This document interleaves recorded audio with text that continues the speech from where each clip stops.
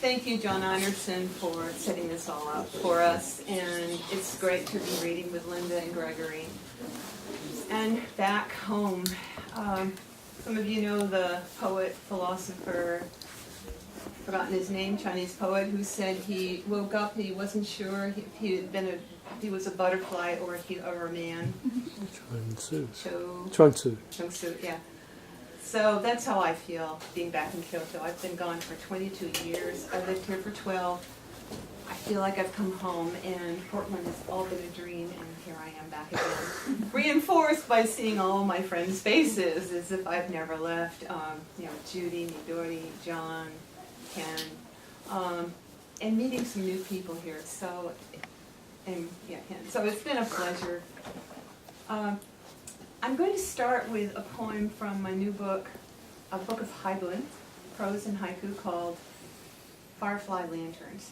And because Linda Crawford is here, dear friend and neighbor at Ichodacho, Gaiji Mura, I'm going to read a poem about leaving Gaiji Mura, which is no longer there. It's been scraped clean. New houses with little garages for little cars are, covering the whole block. All our Japanese-style houses are gone. So this is called Nezumi Jet Coaster. You all know Nezumi? Mouse? Nezumi Jet Coaster. Tree limb shadows blow across the shoji. Mice in the closet. One autumn evening, while looking for a vase in the hallway, I lifted out a roll of washi, stored behind the bureau. Out flew 7 baby mice. They skittered down into the Genkan and behind the shoe rack. John was vacuuming in the next room with our old-fashioned canister vacuum cleaner. When he heard my shrieks, he pulled the vacuum down into the entryway and sucked them up. Then he unplugged the vacuum, detached the hose, and carried the canister outside. "Did you kill them?" I asked when he returned. He smiled. "What did you do with them?" "Those baby mice sure are good swimmers." He had dumped them into the irrigation stream at the end of the road. Mama got away. He was still somewhere in the house. The next day I told this story to my students at Kyoto Seika College. One girl looked as though she were going to cry. "Kawaii so Nezumi-chan." Poor baby mice, she wailed. In the back row, a young man yelled, "Happy Jet Coaster!" laughing as he imagined the mice having a roller coaster ride through the vacuum hose. So now John and I call the vacuum cleaner the Nezumi Jet Coaster.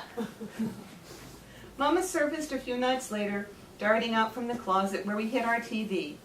It is also the closet with our diaries, books, and photographs, so we were eager to flush her out, especially since she would probably build another nest there.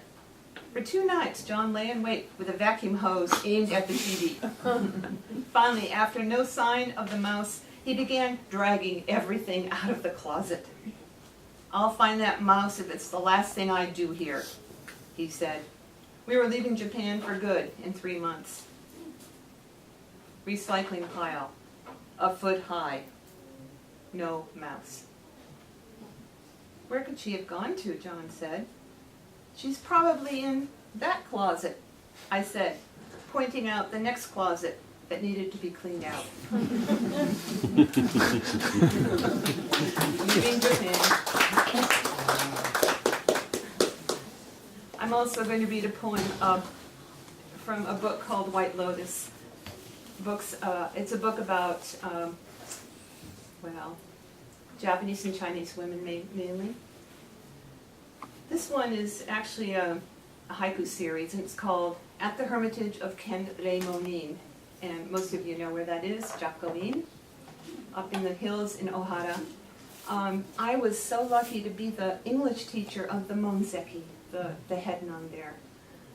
She was wonderful, and I spent many afternoons sitting with her on the tatami. She brought the senbei out from this whole room full of senbei that people had brought her.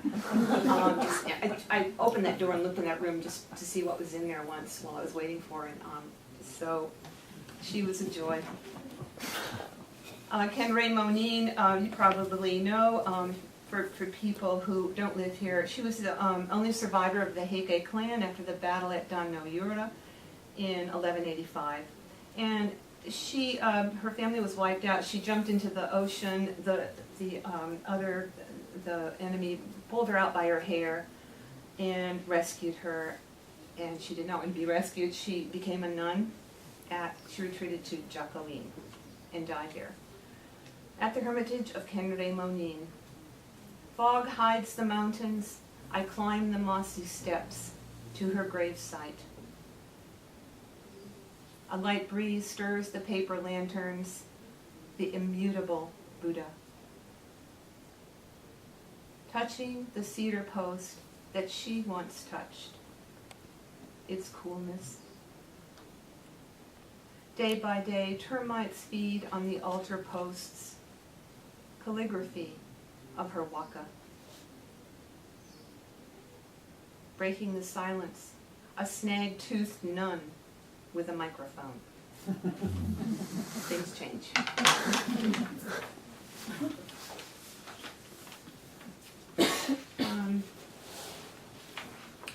And the next few I'm going to read are quite new poems, and they will be in a book called Daffodils at Twilight. These are about my family, particularly my mother, and growing up. This is still life with cabbage. In the yellow kitchen, the cabbage is boiling. The pot is black where flames have bruised it. A woman is wearing a bib apron, her hair pulled back with bobby pins. Rubber ends are missing. They scrape her scalp when she sticks them in. Once she used to pin curl her hair before going dancing at the Bernardston Inn. Once she used to sing, "It had to be you." And then it was him. And then 5 children, wailing and burping and spitting up on her apron. The canvas one with the tie-on straps that harness her to the kitchen. Now she reaches for the ladle, thinking about the sheets, wet and clumped up in the washing machine. And then later, when her husband comes home, his silhouette, dark and sullen beneath the covers, whiskey breath that will make her gag and turn away. Now she's turning the hamburgers. The sizzle and spit sting her wrists. She wipes the grease on her apron, adding to the stains of beets, pureed peas, and the swollen buds of Brussels sprouts that no one would ever touch. My mother in the 50s. Here's another 1950s poem. It's called That Summer of 1957 at the Farm. You wake up to robin song and the smell of donuts sizzling in Grammy's skillet. And when you go outside, the horses in Mr. Morozak's pasture whinny and shake their manes loose of flies. Those sticky manes that you want to braid like your own hair, tied with green ribbons so it doesn't get tangled when you ride your 2-wheeler down the sidewalk pretending you're Annie Oakley chasing outlaws, with the jack of spades playing card click-clacking in the spokes as you pedal faster and faster to Mariana's house, where she shows you a black widow in her web. And we wait for the spider to mate with the male and then eat him, as we heard they do. But after an hour, we're bored, and we check out the sidewalk where there's a banana slug, oozing slime that we dip our fingers into, then press together, glued tight. Like the 2 dogs we saw stuck to each other until Hazel Toombs threw water on them, and then at us for laughing.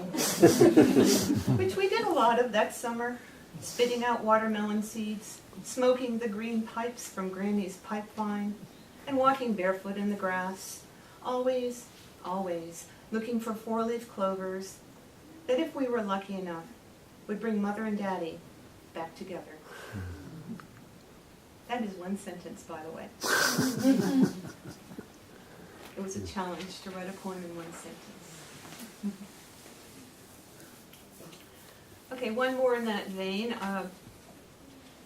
I'm learning as I live longer and longer that things outlast us. Our things that we own outlast us. They will. So this is called Inheritance. In the attic of your dead mother's house, you come across your scrapbook of butterflies. Sooty wings, swallowtails, summer azures, sealed in cellophane. Their splayed wings still holding a faint tint of pattern and color, like batik sarongs, scrubbed against rocks and laid out to dry in the Balinese sun by generations of barefooted women. Your fingers remember that satisfying crack of the swallowtail's thorax as you pressed it flat. And those summer evenings cupping fireflies into a rancid mayonnaise jar, how you punched tiny air holes in the lid and watched the lightning flicker all night on your bedside table. In the morning they lay heaped at the bottom, like rubble in a graveyard. How many things have you killed? Those Japanese beetles plucked from your grandmother's rosebush, their iridescent copper and green helmets daring you to disturb their gluttony. What delight when their squirming legs pricked your fingers as you plunked them into a can of kerosene. How patriotic you felt, killing those Japs. And the army of ants, that sharp scent of lemon as you squashed them with your new white keds, then wiped the corpses off in the grass before coming in for supper. Nana's prize leghorn that she'd slaughtered, plucked, and boiled to feed you and your 4 brothers and sisters. How she never let you see the bloody knife.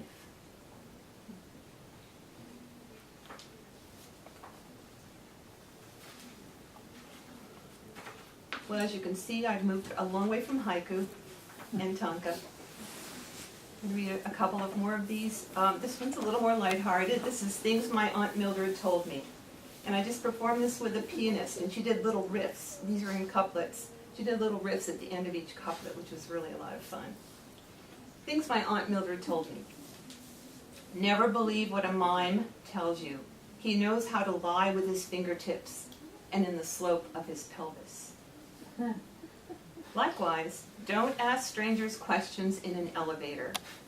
You may get answers that will let the horses back into the barn. Happiness may sit next to you on the park bench, but once you notice it, it will fly away on the wings of pigeons. Beware of heirlooms. The grape snipper and pickle forks will sever your connection with the present. Don't lick dew off a cabbage leaf. It gives you false hope. Its destiny is to be boiled in an iron pot and eaten by peasants. Keep your feet on the ground, even though you long to fly. Everyone knows that ugly ducklings belong in the water. Someday soon, you will meet a man in a chenille bathrobe who will offer you a cigar. Stop searching for the perfect lover. When you plan your future, be sure to include lace and licorice. And don't forget to replace the light bulbs in your head. Good old Aunt Mildred.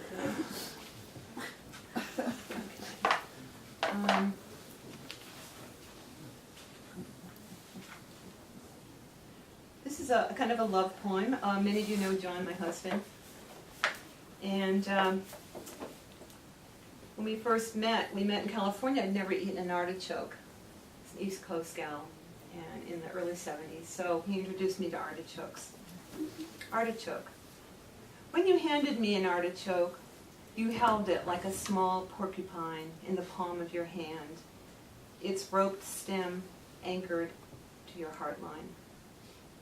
This was your offering when I first arrived in California, an exotic vegetable from the fields of Pescadero, harvested by farm workers with sunburnt hands. Your hands were tender, peeling back each leaf, its soft flesh coming off willingly, as later my patchouli-scented clothes would be removed and my own flesh savored. I haven't mentioned the artichoke's heart, enclosed in its bristly wrapper, the damp thistle needing to be removed before the succulence, before the most enticing pleasure. I haven't mentioned your heart, or the way artichokes smelled of sex, and 40 years later, how your skin smells like dry sawdust.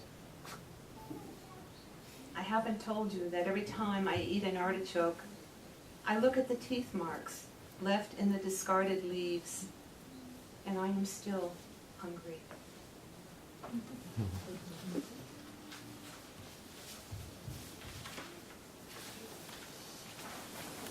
And one more of these. I'm just going to read a few tanka from my new book to end.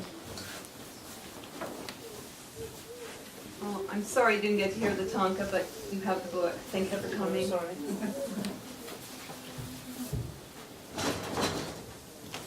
So I'm in a prompt group, and sometimes we just bring words and we put them on the table and we all write to them. And I think this probably was from a prompt.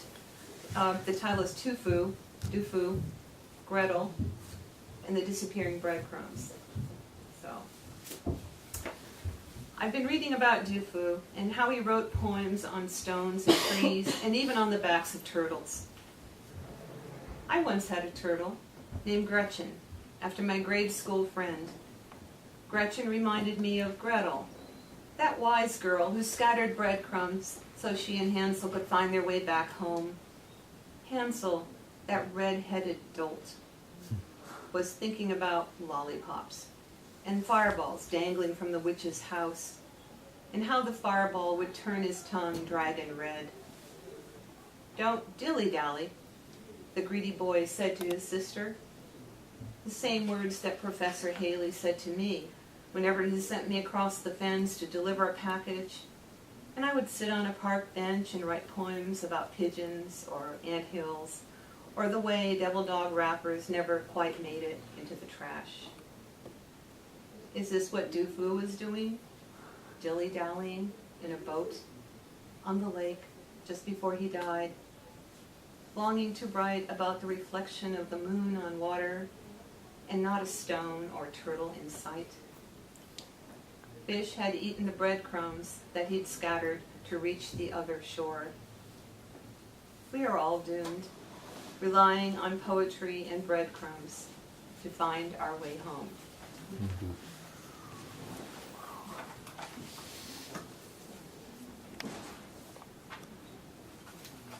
This is my latest tanka collection by Mountains and Rivers Press in Eugene, Oregon. They did a beautiful job of production. Really happy with it. Does everyone know what a tanka is? Anyone who doesn't? Remind us after that one. I will remind you. I'm actually the president of the Tanka Society of America, so it's my duty to teach everyone about tanka and not confuse it with haiku. So a tanka is, it actually predated haiku. It's over 1,300 years old. It was written in the Heian courts. It was used for courtship, writing poems back and forth, 5 lines. In Japanese, syllables 5-7-5-7-7. So there's 2 extra lines. In the tanka, we try to compare, contrast something in our lives with something in nature. So whatever the season is, so we could write about that, the ginkgo leaves falling, and then something that was going on in our lives. So this was written particularly by women in their own script. And what I've done is I've opened each of the 5 sections with a poem by a Japanese waka. It was called waka in those days, poet, Izumi Shikibu or Ono no Komachi. So the first section is called Lingering Fragrance, and Izumi Shikibu's poem, wakened by the scent of flowering plum, the darkness of the spring night fills me with longing. Such a beautiful poem. And here's mine.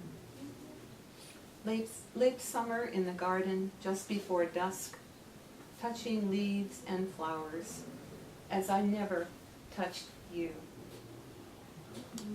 If you'd like me to read it a second time, raise your hand. Okay. Late summer in the garden, just before dusk, touching leaves and flowers as I never touched you. There's mystery in tanka. It's wonderful. So you can imagine anything you like. That was about my mother, in fact, so it's not a romantic poem. My younger sister now sends me her cast-offs from the cardboard box, the cloying scent of Estee Lauder. Remember wearing that? Lasted forever. You too.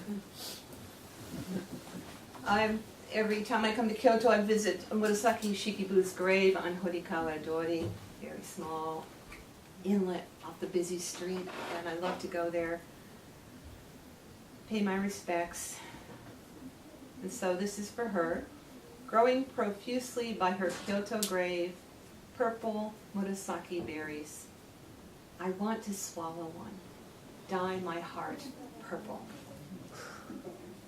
Murasaki, of course, means purple.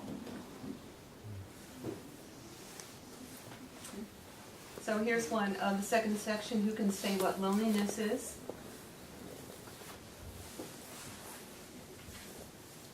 Here's Izumi Shikibu's poem. Which is better, the distant lover you long for, or the one you see daily without desire?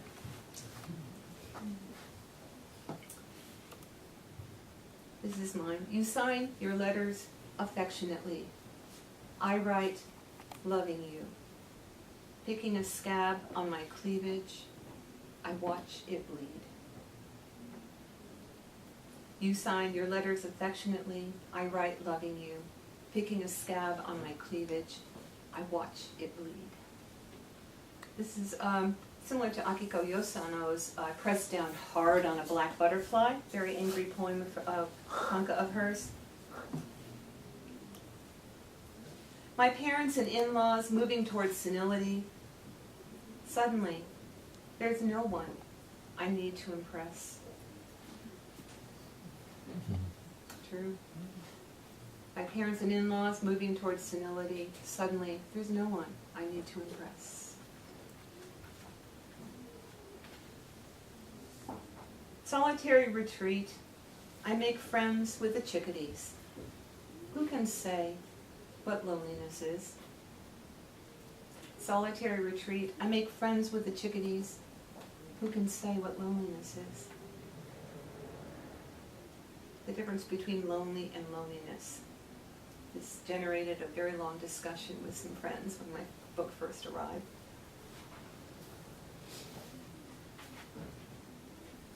Cleaning out mother's lingerie drawer, the tears in her stockings sewn up so tightly, all my unanswered questions. The word tears and tears has a double wordplay like Japanese, the most wonderful Japanese waka. Cleaning out mother's lingerie drawer, the tears in her stockings sewn up so tightly, all my unanswered questions. Of course, that tells you that my mother came of age during the Depression when they sewed up the nylon stockings rather than throw them away. They wore nylons when they wore nylons and then sewed them up. Moving mother to a nursing home, I take home the dregs of her perfumes. None of them smell like her. Moving mother to a nursing home, I take home the dregs of her perfumes. None of them smell like her. My mother was very frugal, obviously, and so this is actually before she died, when I was cleaning out her room in the assisted living, and I took all her vitamins, and I'm still taking some of them. That was 2 years ago. And I don't want to finish them because it has her writing on them 2 times a day in her writing, so I wanted to keep that, at least keep the bottle. And of course all her face creams and unguents and things like that. So once again, things outliving us. The third section is Hush of Crickets. Izumi Shikibu. Although the wind blows terribly here, the moonlight also leaks between the roof planks of this ruined house. Hush of crickets from familiar trees. We leave our home of 17 years without fanfare. This was our first home in Portland, and in our 60s we moved. We bought our first house ever 4 years ago. Hush of crickets from familiar trees. We leave our home of 17 years without fanfare. Months after he's gone, the bar of ivory soap in his bathroom still holding the shape of his hands. People thought that was a love poem. And it could be. It could very well be a love poem. It was in fact a poem about my father-in-law. And John's sister inherited the house, and she left everything in the house exactly the way it was after the parents died, including this bar of soap in her father's bathroom, and all his medications, prescriptions, and everything. So it was just a little strange. But that's what I love about Tonka, is it could be about an experience you had just as well, and it could be a completely different experience. Displayed in the window of a consignment shop, my old evening gown on a mannequin the size I once was.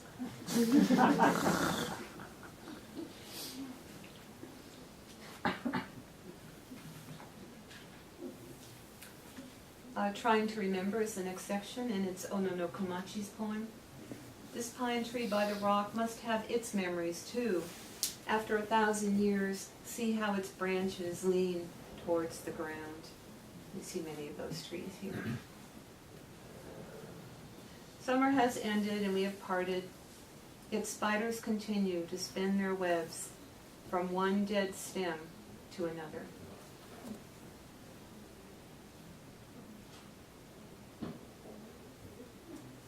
Back to school shopping. In the next dressing room, young and old laughter, trying to remember why I didn't have a daughter. I've never really wanted children, but when I see mothers and daughters shopping, which I hate to do, and laughing and having a good time, I think, gee, why didn't I have a daughter? It passes very quickly. 30 years later, I find them pressed in my journal. What was that flower? And who's that man? 30 years later, I find them pressed in my journal. What was that flower? Who is that man? It's so important when we write our diaries. If you've ever come across your old high school or junior high school diary, those little blue ones or pink ones with a lock on them, the key and the lock. Just wonder, what was that all about? Why did I save this? I wrote mine in shorthand so my sister couldn't read it. Here's one that it was a challenge in the Tonka Society of America Journal to write something about defeated expectations. After my coworker shows me his collection of mounted butterflies, my sexual fantasies fly out the window. After my coworker shows me his collection of mounted butterflies, my sexual fantasies fly out the window. Very important to use. Mounted is a really important word there.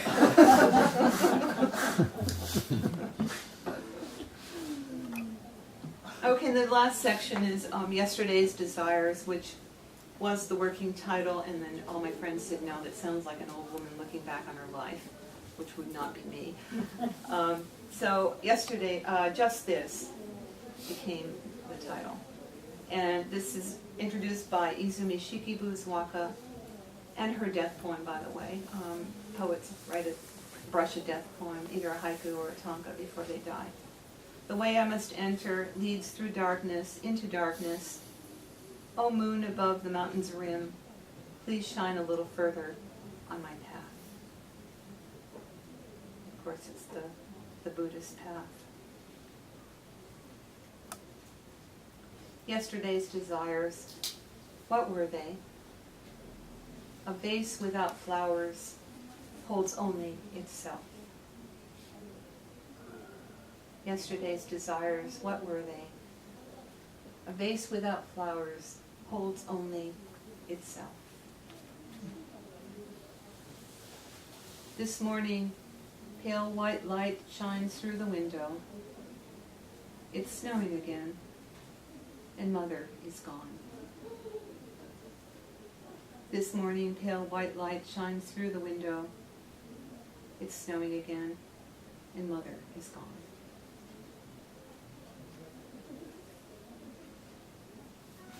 Meditation, there's always something to let go of. The long slant of ash on the incense stick. Meditation, there's always something to let go of. The long slant of ash on the incense stick.